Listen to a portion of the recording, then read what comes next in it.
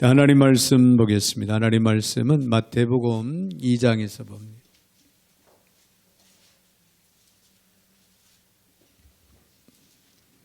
마태복음 2장 1절부터 12절까지 제가 받들어 봉독에 올리겠습니다.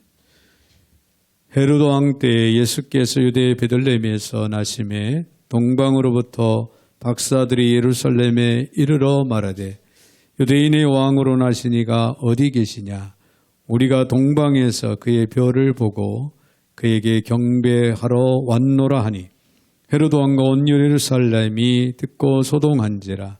왕이 모든 대제사장과 백성의 서기관들을 모아 그리스도가 어디서 나겠느냐 물으니 이르되 유대 베들레헴이오니 이는 선지자로 이렇게 기록된 바 또 유대 땅 베들레헴아 너는 유대 고을 중에서 가장 작지 아니하도다. 내게서 한 다스리는 자가 나와서 내 백성 이스라엘의 목자가 되리라 하였음이니이다. 이에 헤롯이 가만히 박사들을 불러 별이 나타난 때를 자세히 묻고 베들레헴으로 보내며 이르되 가서 아기에 대하여 자세히 알아보고 찾거든 내게 고하여 나도 가서 그에게 경배하게 하라. 박사들이 왕의 말을 듣고 갈새 동방에서 보던 그 별이 문득 앞서 인도하여 가다가 아기 있는 곳 위에 머물러 서 있는지라. 그들이 별을 보고 매우 크게 기뻐하고 기뻐하더라.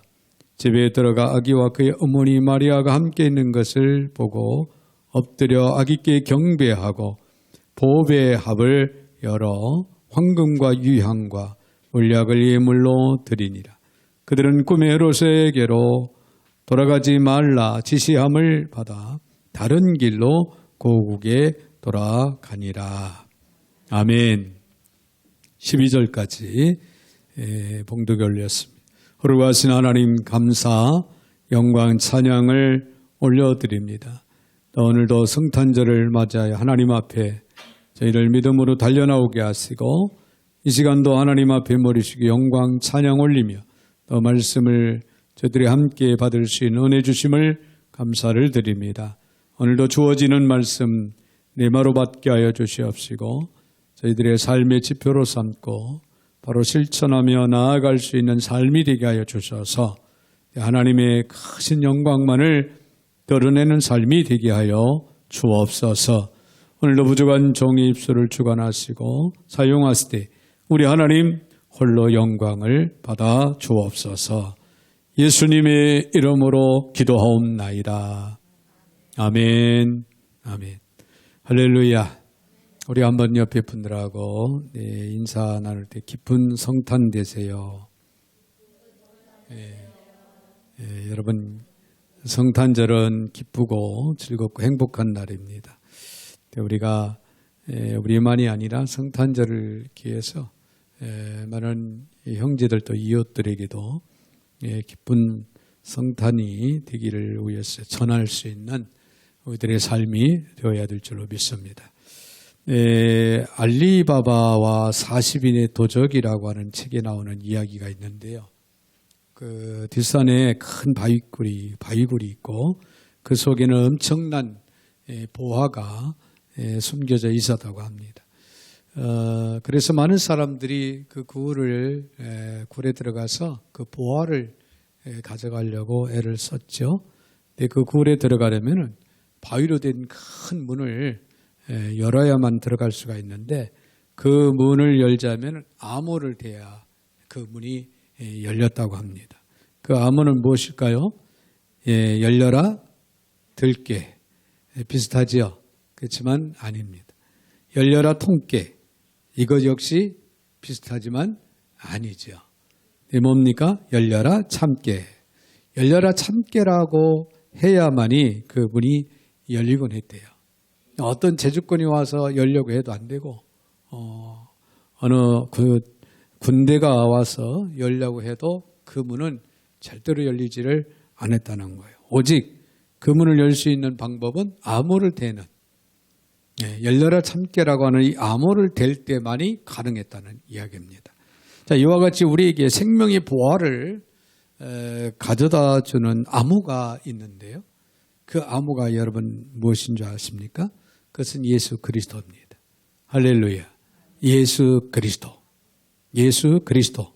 자, 다른 어떤 것도 우리에게 생명의 보화를 가져다 줄 수가 없다는 거예요. 네, 예수 그리스도는 생명의 암호입니다. 네, 마태복음 1장 21절의 말씀을 보면 아들을 낳으리니 이름을 예수라 하라. 이는 그가 자기 백성을 그들의 죄에서 구원할 자이심이라 하니라. 할렐루야. 자, 성탄절은요, 예수 그리스도라고 하는 생명의 암호가 선물로 되어 온 날입니다. 사도행전 4장 12절에 보면 다른 이로서는 구원을 받을 수 없나니 천하 사람 중에 구원을 받을 만한 다른 이름을 우리에게 주신 일이 없음이라 하셨더라. 할렐루야. 오직 예수 그리스도.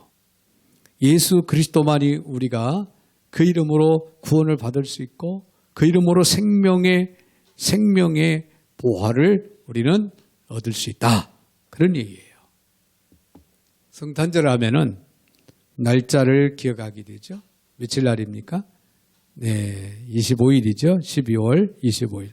또 산타클로스, 또 누들포, 크리스마스 트리, 캐롤송, 또 동방박사 등 네, 이런 단어들이 이제 서로 오가고 있는 그런 모습들을 우리가 보게 되는데요. 일반 사회에서 백화점은요, 매상 올리려고 혈안입니다. 호텔 리조트 같은 곳은 많은 손님들을 맞이하기 위해서 아주 분주하죠. 그리고 음식점은 또 많은 손님을 끌려고 트리도 하고 캐럴송도 틀어놓고 애를 많이 씁니다. 성탄절 특수 효과를 노린 업체들의 마케팅 전략이 최고치에 달하고 있습니다. 안타까운 것은 금년에는 코로나19가 이제 강화된 그 방역수칙으로 인해서 많은 자영업자들이 고민이 깊어지고 있다고 하는 사실이에요. 자, 그러나 여러분 성탄절은 기독교 고유의 절기이자 축제의 날이라는 사실을 결코 잊지 마시기를 바랍니다. 전 세계적으로도 이 성탄절 하면은 축제의 날로 지킵니다. 미국 같은 나라는요, 성탄절을 기해서 연휴가 앞뒤로 아마 일주일 정도 이렇게 연휴가 주어지곤 해요. 그만큼 성탄절을 기독교의 고유의 절기와 또 축제의 날로 지키는 그런 나라들도 있습니다. 자, 오늘 본문의 성경의 말씀을 보면요, 예수님이 탄생하셨던 이 성탄절에 그리스도의 탄생을 기뻐하며 경배하기 위해서 멀리서 동방박사들이 별을 따라 이제 찾아오게 됩니다. 그래서 아기 예수께 경배와 예물을 드리면서 영광을 올렸죠. 네, 그런데 이에 반해서 아기 예수를 잡아 죽이기 위해서 혈안이 되어 있었던 헤로드 왕과 같은 폭군들도 있었어요. 그러나 성탄절에 언제나 연상되는 것은 뭡니까? 동방박사. 네, 동방박사가 몇 명으로 등장합니까? 3명으로 등장하죠. 자, 오늘 본문에서 주는 말씀을 통해서 좀 더 깊은 은혜를 우리가 힘입기를 원합니다. 먼저 우리가 생각할 수 있는 것은요, 이 동방박사들은요, 멀고 먼 길을 찾아왔다는 거예요. 아주 멀고 먼 길을 찾아왔다. 오늘 1절, 2절에 있는 말씀을 보니까 헤로드 왕 때에 예수께서 유대 베들레헴에서 나심에 동방으로부터 박사들이 예루살렘에 이르러 말하되 유대인의 왕으로 나시니가 어디 계시냐? 우리가 동방에서 그의 별을 보고 그에게 경배하러 왔노라. 할렐루야. 자, 동방박사들은 과연 누구며 어디서 왔을까요? 전통적인 주석학자들의 견해로는 바벨론에서 별을 연구하던 점성가들, 이 점성가들이라고 그렇게 이야기를 하고 있습니다. 이 동방박사들이 태어나신 예수님을 경배하기 위해서 떠나는 그 여정은 정말 힘들고 어려운 여정이었다고 합니다. 천문학자들이 말하는 바 그 여행이 대략 5달 정도 걸리는 멀고도 먼 그런 여행이었다는 거예요. 자, 그들은 멀리 있던 동방에서 별을 따라올 때 많은 시간을 투자했어요. 또 물질 투자합니다. 말할 수 없는 고생을 하면서 아기 예수께 경배하기 위해서 베들레헴까지 찾아오게 됩니다. 그러나 가장 가까운 곳에서 아기 예수께 경배한 사람은 없었다는 거예요. 동방박사들이 별 따라 유태인의 왕으로 나신 이를 경배하러 왔다는 말에 헤롯 왕과 예루살렘 많은 사람들은 소동했더라 그랬어요. 헤롯 왕이 대제사장들과 서기관들을 모아서 그리스도가 어디서 나겠냐 물으니 유대 베들레헴이라고 그렇게 말을 해줍니다. 대제사장들과 서기관들은 메시아가 오실 것을 알고 있었어요. 장소까지 정확히 알고 있었습니다. 유대 땅 베들레헴에서 메시아가 태어날 것이다 라고 하는 사실까지 알고 있었다. 그런 얘기예요. 그러나 그들은 박사들이 예수님을 찾아 베들레헴에 갈 때 따라가지 않았어요. 다 알면서도 따라가지 않았습니다. 예루살렘 시민들은 소란만 피웠습니다. 그들도 메시아를 알았고 메시아를 그들도 기다렸습니다. 그러나 동방박사들이 오기까지 별을 본 사람은 한 사람도 없었다는 사실이에요. 또한 아기 예수를 찾는 자도 없었습니다. 헤롯 왕은 예수님의 탄생의 소식을 듣고도 질투심에 예수님을 죽이려고까지 했습니다. 서기관들은 어떻습니까? 당대의 대표적인 종교 지도자들이었는데 예수님의 탄생을 그들은 버젓이 알고 있었다는 사실이에요. 예수님께서 언제 어디서 태어날 것인지 지식적으로는 그들은 정확하게 알고 있었지만 그들에게는 찾아가는 발이 없었습니다. 예물을 드리는 손도 없었습니다. 경배를 드리는 마음도 그들에게는 없었다고 하는 사실이에요. 또 우리가 잘 아는 당시의 여관주인은 먹고 사느냐고 바빠서 찾아오신 이 메시아를 영접하지 못하고 쫓아내기까지 했던 그런 상황들을 우리는 볼 수가 있습니다. 자, 오늘날 성탄절을 보면은 장사, 호텔, 여행, 또 음식점, 카드, 선물 등등 자기들의 이권을 얻기 위한 수단으로 이 성탄절을 이용하는 그런 모습들을 우리는 찾아보게 되는데 너무나도 안타까운 일이 아닐 수가 없습니다. 진정한 예수님의 탄생을 축하하고 경배하기 위해서 하나님 앞에 찾아오는 자들이 이제는 점점 적어지고 마음이 무뎌진다고 하는 이런 안타까운 모습들. 네, 그러나 주님을 경배하고 기뻐하는 거룩한 백성들이 있다고 하는 사실에 우리는 또 감격을 하지 않을 수가 없죠. 누굽니까? 바로 오늘 저와 여러분들입니다. 할렐루야. 자, 오늘 성탄절을 맞이해서 주님 앞에 나와서 예수님의 탄생에 예수님의 아기 예수 이 땅에 오신 예수님의 탄생을 우리가 기뻐하고 경배하고 찬양하는 우리는 참으로 복된 사람들이라고 하는 사실을 우리는 잊지 마시기를 바랍니다. 여러분, 예수님은 이 땅에 왜 오셨습니까? 예수님은 빛을 잃은 사람들에게 빛이 되기 위해서 이 땅에 오셨습니다. 예수 그리스도는 생명이 되시기 위해서 이 땅에 오셨다고 하는 사실이에요. 예수 그리스도는 우리로 하여금 하나님의 자녀가 되게 하시려고 이 땅에 오셨습니다. 할렐루야. 할렐루야. 자, 이것이 예수님이 이 땅에 오신 성탄의 의미라고 하는 사실이에요. 성탄의 의미.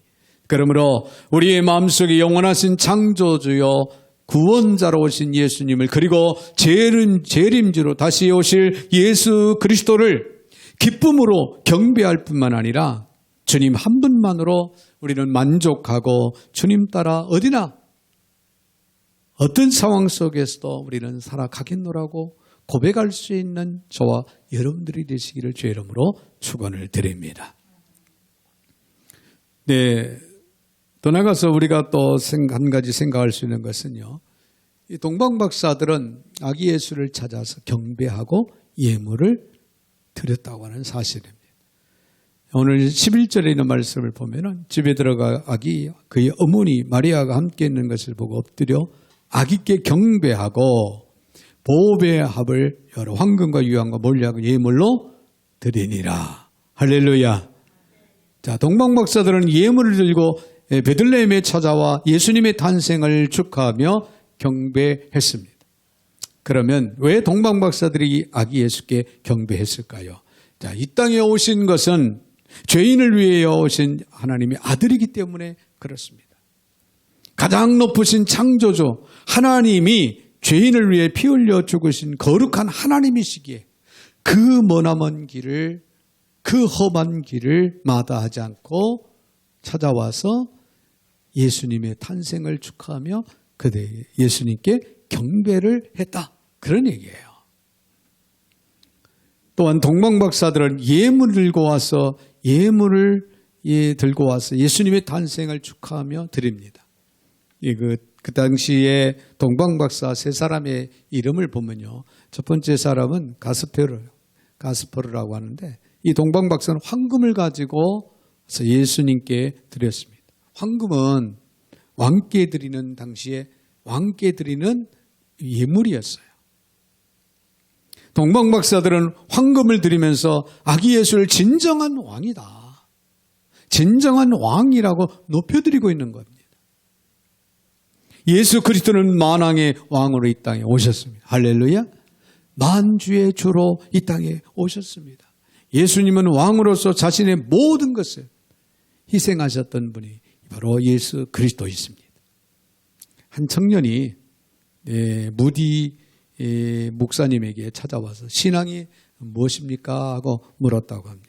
그랬더니 무디 목사님이 그 청년을 뒷산으로 데려가서 벼랑에 서 있는 큰 나무를 붙잡게 한 후 다시 말하기를 놓으라고 그랬어요. 그 청년은 화를 냈습니다. 여기서 내가 손을 놓으면 나는 떨어져서 죽는데 나보고 손을 놓으라고 하냐. 소리를 고래고래 지르면서 화를 냈어요. 그때 무디 목사님께서 청년을 나무에서 끌어올려 주면서 당신이 내게 물은 신앙이란 바로 이런 겁니다. 신앙이 무엇입니까? 하고 물었는데 바로 낭떠러지에서 나무에 매달려 손을 놓으라고 하는 게 바로 신앙이다. 그렇게 설명을 한 거예요. 그 말은 무슨 말이냐면은 당신이 붙잡으면 그 나무를 붙들고 있으면 살고 놓으면 어때요? 떨어져서 죽는다. 이게 신앙이다. 그렇게 설명을 했다고 합니다. 황금 같은 신앙이라고 하는 것은요. 우리를 위하여 죄를 사해 주시고 영생을 주신 예수 그리스도를 사력을 다해서 붙드는 것이라는 거예요. 할렐루야. 그래서 성탄절에 우리가 생각하고 고백할 수 있어야 할 일은요. 주님께 드려야 할 보배로운 예물은 주님을 붙들고 주님 없이는 나는 못 살겠다 하는 그런 주님만을 의지하는 신앙으로 주님 앞에 여러분의 마음을, 여러분의 중심을 드릴 수 있는 성탄절이 되어야 될 줄로 믿습니다. 하늘이 두 쪽이 나도 나는 주님을 붙들고 주님을 쫓아서 살지 않으면 안 됩니다라고 하는 이런 고백이 있어지는 그런 성탄절이 되어지기를 주의 이름으로 축원을 드립니다. 자, 또 한 동방박사는 멜치오르라고 합니다. 멜치오르. 이름이 그래요. 멜치오르라고 하는 동방박사인데 사상과 영향력을 상징하는 유향을 드렸어요. 이 동방박사는 유향을 드렸다. 유향은 아라비아 지방의 그 관목에서 채취한 향기로운 송진과 같은 것인데요. 이 유향은 제사장들이 제사를 집전하면서 사용했던 매우 귀중한 그런 용품이었습니다. 동방박사들이 이 유향을 드리면서 아기 예수께서 영원한 대제사장이다라고 높여드렸다는 거예요. 할렐루야. 예수 그리스도는 만왕의 왕이면서 또 대제사장이십니다. 할렐루야. 즉 신성과 인성을 가지시고 우리의 화목제물이 되신 분이 바로 예수 그리스도이십니다. 여러분 당시 유향의 향기는요. 무려 2km 밖에까지 퍼져나간다. 여기서 2km면 어디까지 될까요? 아역인의 집까지 갈까요? 유향의 향기가 그렇게 먼 거리까지 퍼져나갔다는 거예요. 이 향기는 100일 동안, 100일 동안 지속을 했대요. 엄청난 향기입니다. 야고보서 2장 14절 17절에 보면은 뭐라고 말씀하죠? 행함이 없는 믿음은 죽었다. 행함이 없는 믿음은 죽었다. 그러므로 우리의 믿음의 행실은 온 세계에 퍼져가야 나가야 하며, 자, 우리가 죽는 날까지 계속해서 그 향기, 그리스도의 향기를 날려야 한다는 그런 교훈을 우리에게 주고 있습니다. 좋은 믿음은 교회 안에서만 머물러서는 안 됩니다. 교회 밖에 학교, 그리고 가정, 그리고 사회 직장, 우리의 좋은 믿음은 퍼져나가야 돼요. 그래서 믿음의 소문이 점점 많은 사람들에게 퍼져나가야 될 줄로 믿습니다. 근본 성탄절에 우리는 행함이 있는 그런 믿음을 통한 보배로운 예물을 하나님 앞에 신실하게 드려질 수 있는 성탄절이 되어지시기를 주의 이름으로 축원을 드립니다. 근데 세 번째 동방박사는 누구냐면은 발타자르라고 하는 발타자르. 이 동방박사는 몰약을 드렸습니다. 아기 예수께 몰약이라고 하는 예물을 드렸다. 자, 이것은 예수님의 부활을 상징하는 것인데요. 몰약은 시체를 염할 때 사용하던 방부제로 아주 매우 귀한 신분을 가진 사람이 죽었을 때만 사용했던 귀한 장례용품입니다. 오랫동안 시신이 부패하지 않도록 하기 위해서 몰약을 거기다가 시신에 발랐던 그런 사례들을 우리는 볼 수가 있는데요. 이 동방박사들은 이 몰약을 드리면서 아기 예수께서 이 땅에서 대속의 죽음을 죽으실 그리스도시다 라고 높여드리고 있는 것입니다. 몰약은 마취제의 역할을 하고 여인들의 향로로 쓰임을 받았고요. 시신의 방부제로 쓰였다고 하는데요. 반드시 녹아야만 사용됐던 것이 바로 몰약이에요. 녹지 않으면은 그 역할을 다 할 수가 없었다는 거예요. 녹지 않으면 어느 곳에도 쓸 수가 없었다는 거죠. 이 말은 무슨 말일까요? 몰약은 희생 그 자체라는 거예요. 희생 그 자체다. 자, 이에 몰약은 예수 그리스도의 순환과 대속을 상징하고 있다고 하는 그런 얘기예요. 그러므로 성탄절, 근본 성탄절에 우리가 주님께 드려야 할 또 하나의 보배로운 예물이 있다면 주를 위한 희생, 할렐루야. 주를 위한 헌신의 삶을 살아가겠노라고 고백할 수 있는 그런 아름다운 몰약과 같은 예물을 하나님 앞에 드려지는 성탄절이 되어야 될 줄로 믿습니다. 예수님은 만왕의 왕이시며 대제사장이시며 영원히 부활하여 구세주가 되시는 하나님이시기에 동방박사들이 경배하고 황금과 유향과 몰약을 예물로 드렸다고 하는 사실입니다. 자, 우리를 위해 만왕의 왕, 만왕의 만주의 주로 오신 예수께 경배하며 우리의 소중한 옥합의 신앙을 주를 위해 드릴 수 있는 우리 모두가 되시기를 주님의 이름으로 축원을 드립니다. 한 가지 더 기억할 수 있는 것은요. 주의 지시대로 다른 곳으로 갔다고 하는 사실이에요. 자, 동방박사들이 오늘 12절에 있는 말씀을 보면은 그들은 꿈에 헤로드에게로 돌아가지 말라 지시하심을 받아 다른 길로 고국에 돌아가니라. 아멘. 자, 헤롯은 자기의 왕권이 흔들리는 위험을 느껴서 이제 거짓말을 합니다.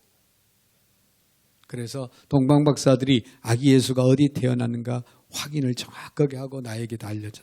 내도 가서 그 아기 예수께 경배하고자 한다. 거짓말을 합니다.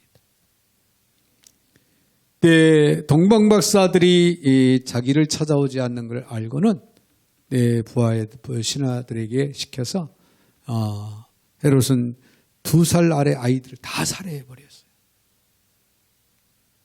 이때 동방박사들은 꿈에 헤롯에게로 돌아가지 말라고 지시를 받은 대로 다른 길로 고국에 돌아갔더라. 성경은 그렇게 기록하고 있죠.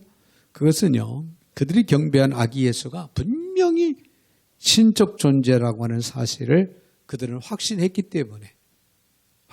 때문에 그런 그들은 다른 길로 고국을 찾아갔습니다.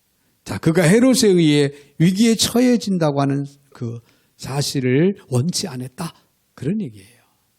여러분, 신앙생활은요, 항상 사람을 기쁘게 하랴, 하나님을 기쁘게 하느냐 하는 그런 갈림길에 설 때가 많이 있습니다.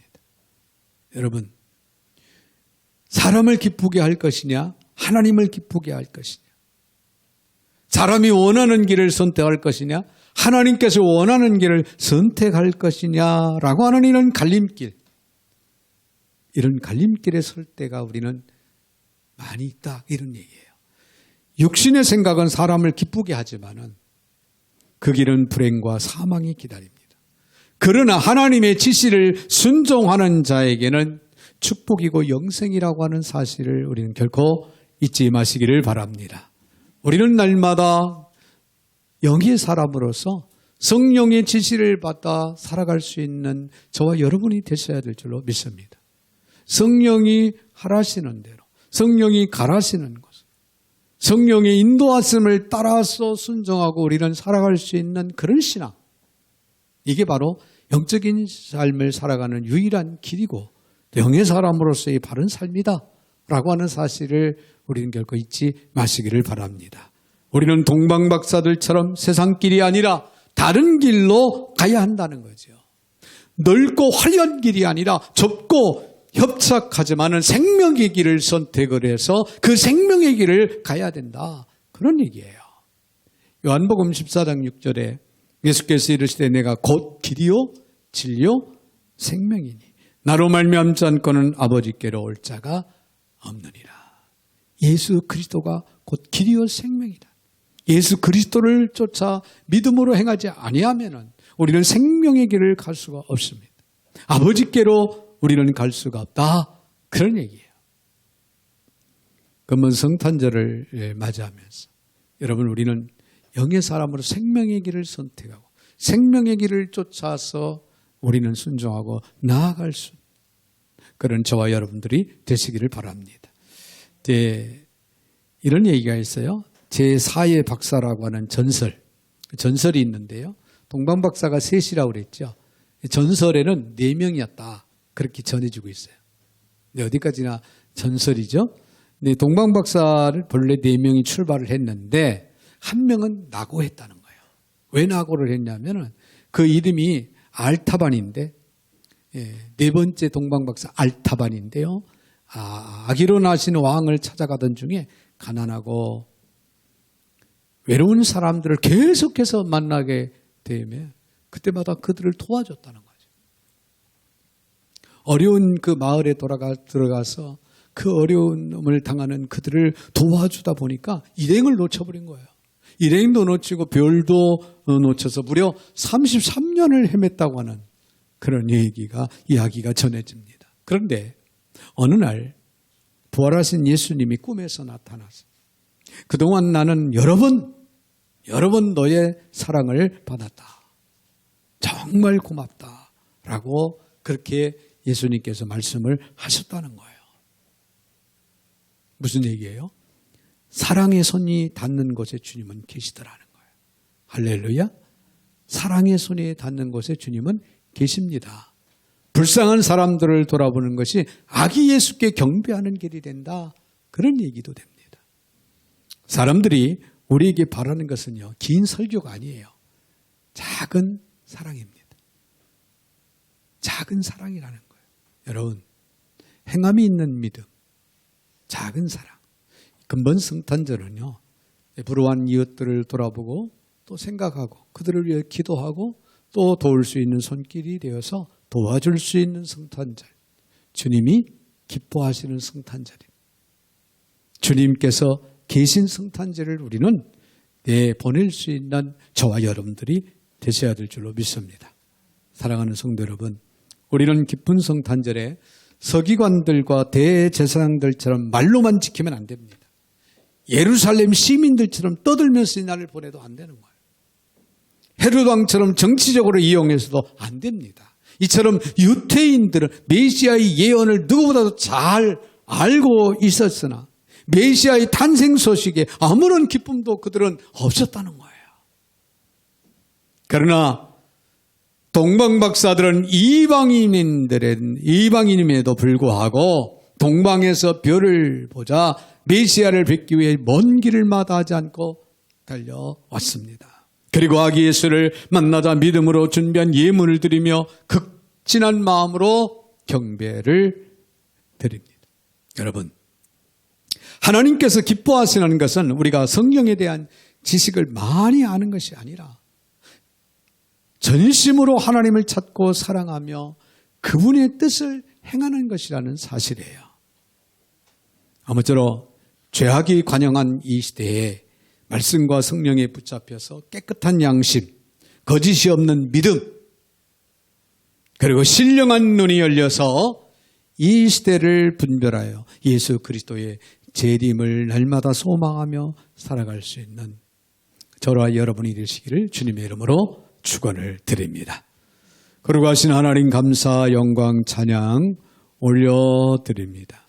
오늘 2000년 전 이 땅에 예수 그리스도께서 태어나신 날 성탄절을 맞이하여서 또 저희들 주 앞에 나와 엎드려 경배와 찬양 올려드리며 주의 말씀을 받게 하셨사오니 참으로 감사를 드립니다. 네, 특별히 동방박사들의 그들이 행한 일들을 돌아보면서 저희들이 받은 바 신실한 결단과 고백이 있는 저희들 모두가 되게 하시되 금번 성탄절은 우리 하나님께서 기뻐하시고 우리 하나님께서 원하시는 아름다운 성탄절을 보낼 수 있는 저희들 모두가 다 되게 하여 주시옵소서. 예수님의 이름으로 축복하며 기도하옵나이다. 아멘.